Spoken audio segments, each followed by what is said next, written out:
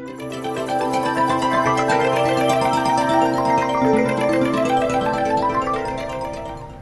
groomers, it's Jenny Daly, the Groomers Consultant, and today I'm going to come to you. I'm going to show you some of my secrets. When I go to prep a dog and get it ready for a show, or I'm doing a really high-end client, or I just really want to show some special treatment to a dog, I'm going to show you my method of washing and getting it prepped and ready for me to put it on my table and actually do the haircut. So I have Miss Bella here. Now, kind of a little backstory on Miss Bella. I've been grooming her since she was 8 weeks old, 12 weeks old. I was the first groomer she's ever been to, and the only groomer she's ever been to. And so I have a very fondness for this dog. But the unfortunate thing is her mom has fallen ill and is going to have to go away, and where she's going away to have all her treatment she can't take the dog. Family members, daughters, kids, family, is kind of a shit situation. No one will take her because they don't like the dog. And they say she's too hyper or whatever. You know what? She is. She is such attention. She wants attention. That's all it is that she wants. As you see, she's sitting here calm, cool as be. I've pre-clipped her face and her feet and just the shaved bits. I normally don't like taking my clippers to a dirty dog, but there's just so much hair on her. I couldn't see it, and I couldn't see keeping it in order to do anything. So, as you can probably see from what little bit you're going to get, she's slightly, I can't say she's matted, but she's tangled, okay? Most of us would look at this and go, yeah, no, I'm not brushing that out, it's too much. I've got ways of saving this if you have time, okay? And I've got all the time because it's my day off. I've picked her up because I'm going to house her until I find her an appropriate home. So as you guys are watching this, she probably will be available by then, by the time I put this up. I would love to see her go to a groomer who wants to do some competition grooming on her. She's not badly built. She's actually pretty level. She's got a chest. Some poodles don't. She's fairly young. So she's like 3-4 years old. And I've been grooming her the entire time. She just doesn't come as often. I shaved her down in September. And it's January, the end of January right now. So I'm going to try to put her in a poodle trim. And we'll break this video up into a couple different little videos. So it's not one big long one for you. Because washing enough is going to be a long enough video. And so I'm at home. My husband and everything are running around, as you can see. And but I'm going to show my little tricks. I do these exact same tricks as I do on Adam, my standard poodle, before I get him ready for a show or for a photo shoot now. And I hope that you guys enjoy. If you have any questions, please comment below. Be sure to also subscribe onto the YouTube channel so that you will never miss an opportunity of how to prep and get things ready, because I've got I'm saying a million different ways, depending on the dog, the coat, and the situation that I'm in, on how I wash and prep the dog. Because everything that happens in this tub is the foundation to what happens on your grooming table. So let's turn this and get started. So I've got water in the tub, okay, and I've got my portable DDG hydro bath, and that just sits at the bottom there. Now I use, for this first wash, it's really whatever I have available. I mean, it can be a clarifying shampoo, a lanolin shampoo. I mean, I use the first shampoo. It's pretty much just anything to penetrate all this dirt and everything like that. Because, you know, with hand washing, guys, okay, if I was to get her wet, okay, I spend a long time trying to get this coat wet, especially if you're going to try to grow this all out. You'll spend a long time trying to get that wet, and in the meantime, I can actually be washing and doing the same thing. So I put about 5 or 6 pumps. That's just squeaky clean, okay? I like Groom squeaky clean. But again, if I didn't have any of that, I would just pretty much get whatever. I forgot. I did a de-shed with that last. So just switching over to my shower nozzle.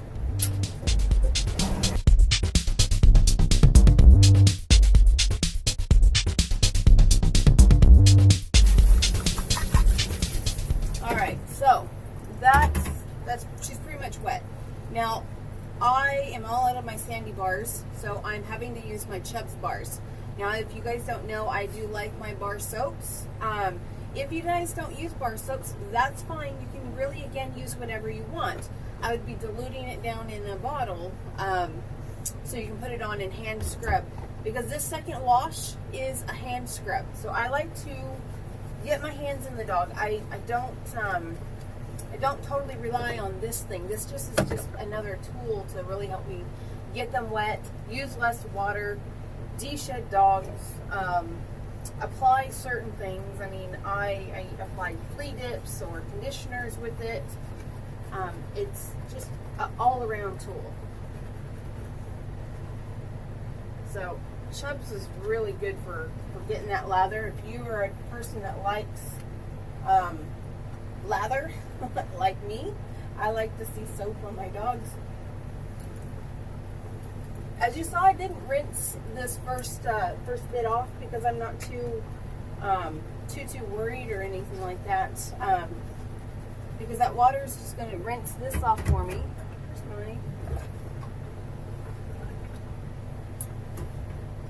That's all the way over there. All right, so I use a Chubb's or a Zoom Groom. Okay, they got dog ones and cat ones. This is a dog one, but it's still really pretty soft and flexible and everything like that. So I really like this. So with any soap, you want to get it up into a really nice lather when you're hand scrubbing. Okay?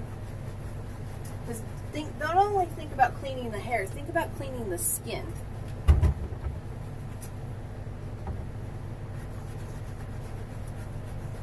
A lot of dogs actually like this. Scrub the feet, insides. I mean, I scrub it all. Now, one of the things, you want to get this into a really good lather because you break down those bubbles and you get them nice and smooth. You get a nice smooth lather, okay, all the way down to the skin.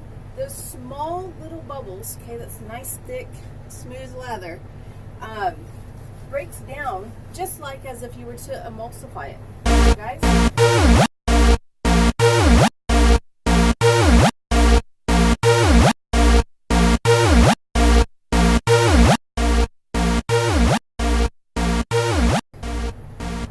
So,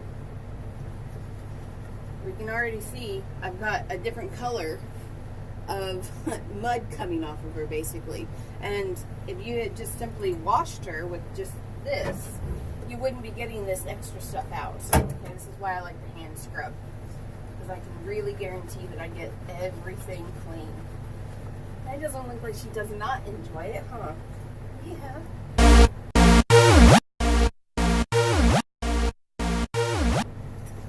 Alright, so this right here, this back corner of that ear, okay? So if we're looking at the dog, this back section right here, so many groomers miss this, okay? This is where dirt and all that earwax and everything kind of rolls out of that ear. You really, really, really want to get this scrubbed clean, okay? This is part of what I find some groomers, they miss, because you can just see the dirt and mud coming off of her. This is usually what gets all matted back here. And really want to get those ears clean. Because, I mean, that's brown. That's not white.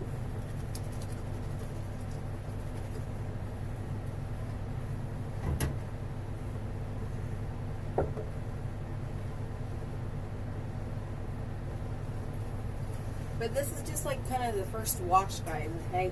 She's still going to get washed a couple more times. So, we got her all scrubbed up. So now I'm going to rinse, obviously with the same water that I've got in this tub because I haven't drained it. What this is going to do It's going to rework some of the shampoo and stuff through the coat, but also reduce my wash and rinse time when I go to use the mains water.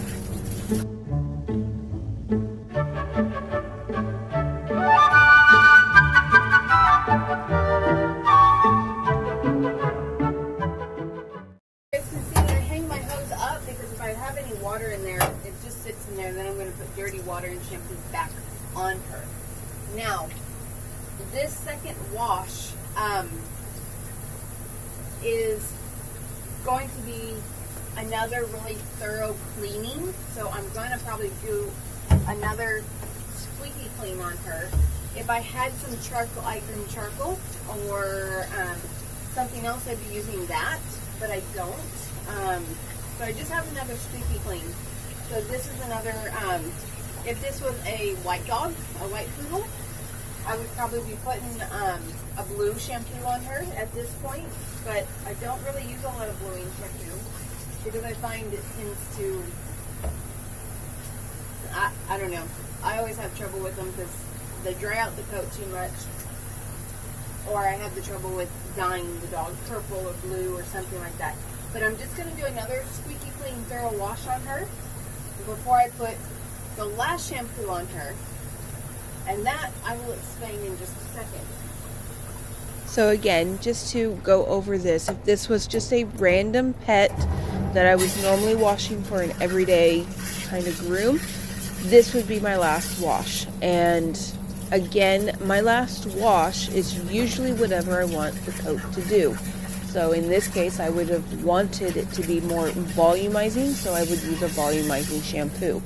If it was a white dog, again, I would use a whitening shampoo at this point. If it was a long, silky coated dog, I wanted the coat to be soft, I'd be using a more moisturizing shampoo at that point. It's whatever you want the coat to do at the end is usually the shampoo that I use. I wouldn't be using a shampoo like a high-end shampoo in the beginning of my wash when all I'm trying to do is to get the dirt off. So that's why I do my methods. I do my first shampoo just to simply get through the dirt and oil.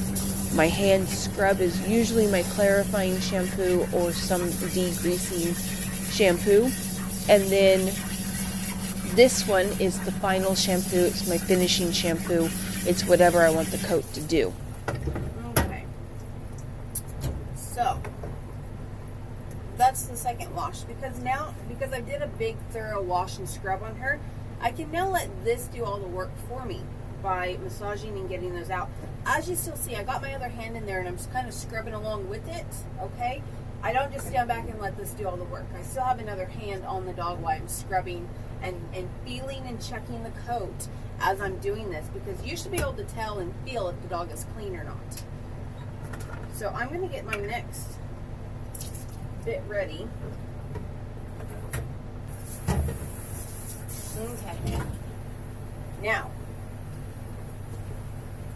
in a perfect world, I would have pristine clean water. Right now I'm using filtered rainwater to wash her, just because it's all I have out at my place.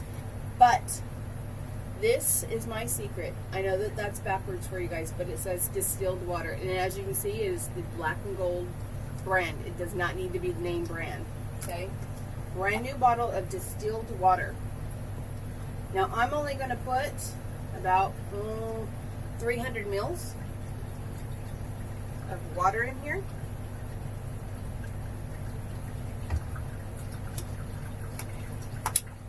And I am filling my tub up with water so that I can rinse and work it through once I get through scrubbed. So, and this right here, Panagenics shampoo and conditioner is what I use. This is, I haven't found another one out there on the market that's any good. I can't say any good. There's a lot of them that are good, okay? But I'm just partial to this one. I don't get paid or anything like that to use this. It's what I have found and I always go back to. Now, I'm using this probably a little unorthodox as to how they would tell you how to use it. I'm telling you how I use it. So I put about 300 mils of water. So I'm going to put 5 mils of shampoo in for every 100. That's enough water. So meaning I'm going to put 15 mils of shampoo in there. Okay, that's more than plenty than what I need.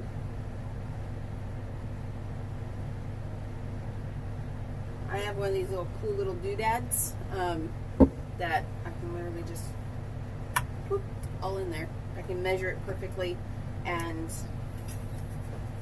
I just wipe it off on the dog. So I've got now my Panagenics shampoo. Now I also have the tub full of fresh water so that after I get this on here, I'm going to put it on her directly and I'm going to scrub. So we'll shake that up, mix it up. Now, when they tell you how to use it, they say put it on dry. And I can, and I will, and I do that for, like when I'm getting ready for a show. I will follow the way they recommend it to a T. As I put conditioner on first, let it on a dry dog, by the way, dirty and dry. I'll put the conditioner on and let that sit for about 24 hours, and the next day I will wash for a show dog, okay? So, but this isn't a show dog. This is a dog that I'm just getting ready and prepping for a haircut. But she's matted. She's got really dry skin and coat. I'm trying to bring life back to it. And so I have found this is my method of how I do this. Okay, guys? So I've got that all mixed up. And I'm just going to apply it. Now, they will tell you that it's not really going to suds up, okay? But that's on a dirty dog. You put this on a clean dog already, it's going to suds up some, okay? It's still not going to be as much, okay? But I'm just starting at the top.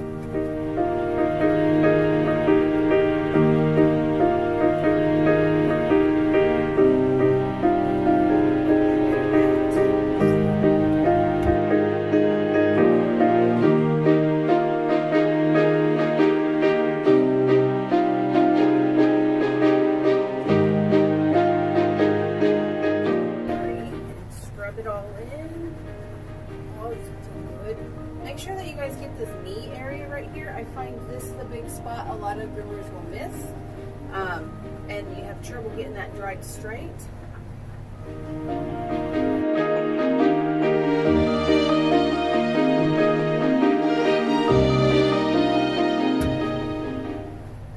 So when I apply a shampoo, I think about the order that I need that shampoo to work.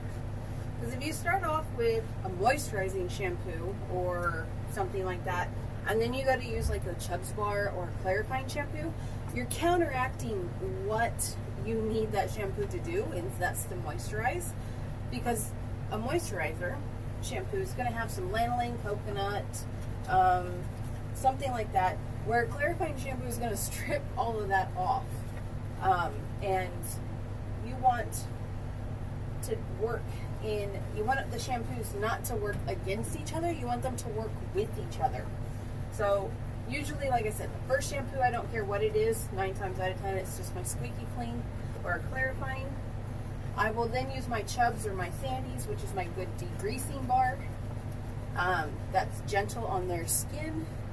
It doesn't totally strip all the oils out of them, it just strips the oils off the hair so that I can get it clean. And then I will use what normally at this last wash, when I had used the squeaky clean for a second time, that's usually where I pick the shampoo that I want the coat to do. So if I want moisturizing, I would use, like I said, the charcoal. I don't have that. If I want it to be volumizing, this is a poodle, I want volumed hair, I'm going to use a volumizing shampoo, which is going to add like some keratin and stuff like that to the hair to give it some plumpness. If I wanted it to be a white dog and I needed white, I would use the whitening shampoo at that point. Or if I'm prepping it for a show, I'm going to use the Panagenics, and this is what I'm going to get because I want this coat. This is like using the really expensive hair salon shampoo. This is the good stuff. And you can use this on every single client dog. It's just it does cost a pretty penny. But we've got her all suds up, okay? But I don't want to rinse this all off. I want to work it through the coats because she is slightly matted right here in the chest. I want to see if I can't work some of that out or in through that. So fresh water in my tub, or in my. So I'm going to use this to rinse the soap off, but at the same time reapply the soap to work it through. Does that make sense to you guys? So I can really feel that I'm getting her clean.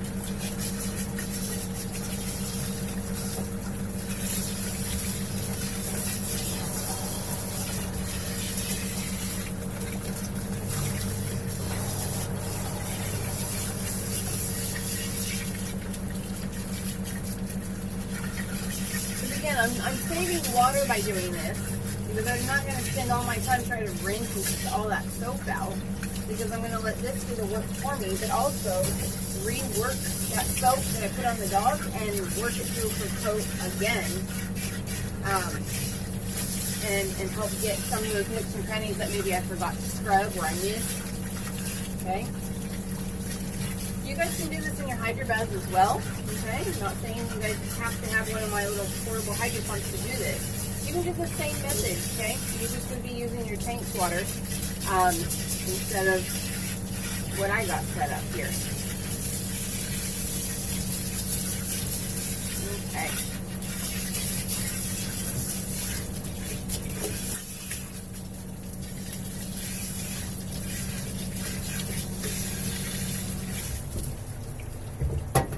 So she's pretty much rinsed.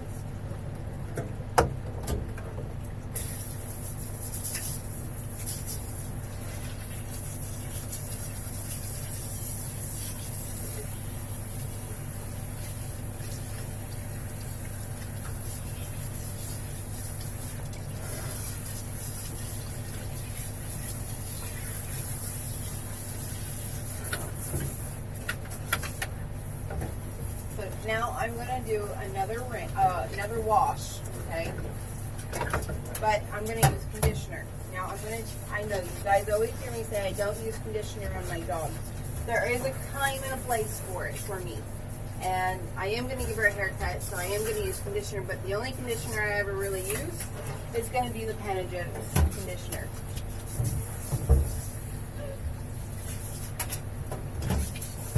So again, I'm going to put fresh water back into my tub. Now, I have my Panagenics conditioner in this because I have a really big bottle of it. I start with 2 pumps. Anytime you're going to apply a conditioner or a shampoo directly on the dog, okay, this works for shampoo as well. You saw I only put 2 pumps in and I rubbed my hands together, okay? Now it's all smeared all over. As you see me touching her, okay? That's all I'm doing. I'm just patting it all over her so that I can then work it in and I don't get a big glob of it all over the place. If I feel that I need more conditioner, I can apply more conditioner or shampoo, okay? Whichever the case may be. So again, I'm just going to do 2 pumps. Okay, I'm going to apply this. And I still have some on my hands, so I'm not just going all in for it. And you just apply it. A lot of times I will simply just work it in, and wherever I feel I need more conditioner, I will then apply more conditioner. Now, here's where I'm unorthodox on this, okay? They say use this conditioner first. Now, I use this conditioner as a leave-in conditioner, okay?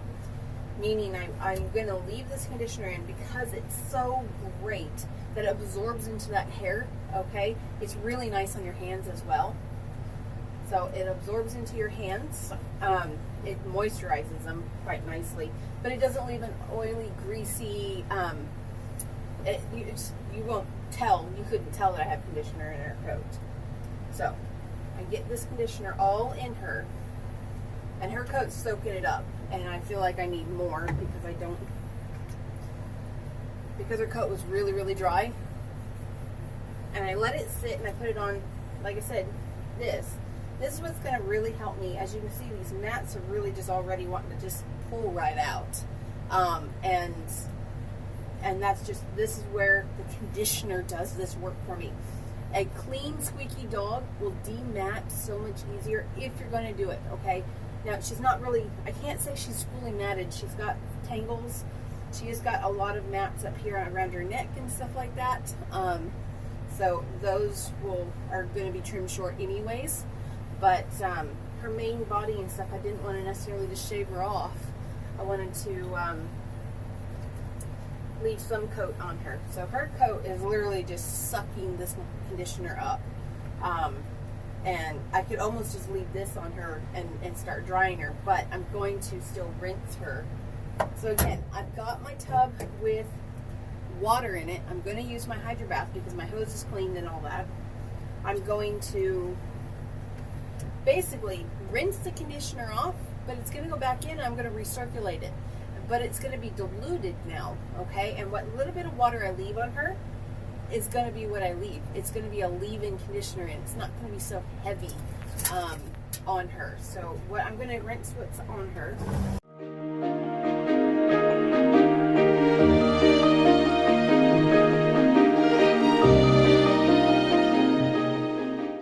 Now that she's got that all ready, I would simply just squeegee everything off. I'm going to put towel dry her and then start drying her. So I leave it in, as you can see, but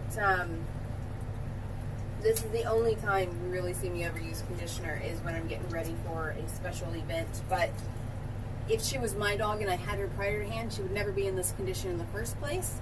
And I probably wouldn't even need the conditioner at the end of this because I would be conditioning her before I even washed her. So,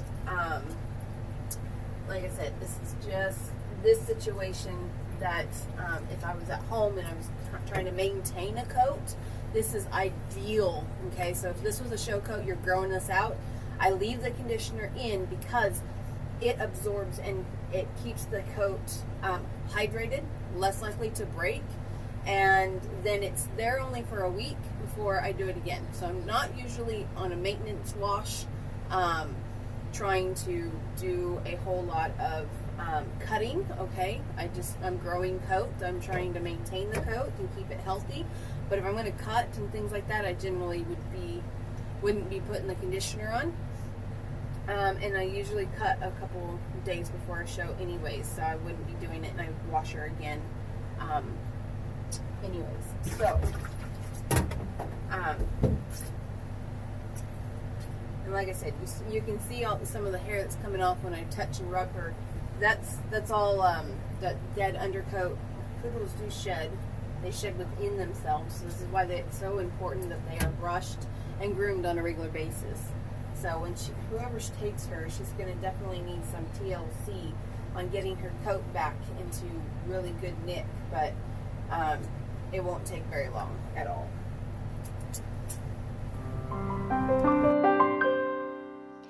Please stay tuned for the next one as I show you tips and tricks on how to brush a tangled or matted dog out. And thank you for watching, and we'll see you next time.